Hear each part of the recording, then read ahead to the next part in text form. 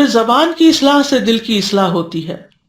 نبی صلی اللہ علیہ وسلم نے فرمایا کسی آدمی کا ایمان درست نہیں ہوتا یہاں تک کہ اس کا دل درست ہو، اور اس کا دل درست نہیں ہو سکتا یہاں تک کہ اس کی زبان درست ہو جائے. بعض علماء کہتے ہیں کہ دل کی اصلاح 5 چیزوں کے ساتھ ہے. نمبر 1 غور و فکر کے ساتھ قرآن میں. نمبر 2 پیٹ کو خالی رکھنا.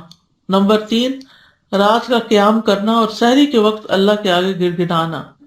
اور پھر نمبر 4 نیک لوگوں کی مجلس اختیار کرنا. نمبر 5 حلال کھانا کھانا.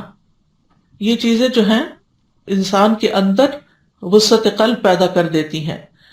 اور دل کو بگاڑنے والی بھی 5 باتیں ہیں. ابن القیم رحمہ اللہ کہتے ہیں کہ دل کو بگاڑنے والے 5 امور ہیں. نمبر 1 لوگوں سے زیادہ گھل مل کر رہنا، ہر وقت سوشلائزنگ. نمبر 2 خواہش پرستی، یعنی ہر وہ کام کر لینا جس کا دل چاہ رہا ہو. اور پھر اللہ کے غیر سے دلی تعلق رکھنا. پھر زیادہ کھانا اور زیادہ سونا. یہ 5 چیزیں دلوں کو خراب کرنے والی ہیں.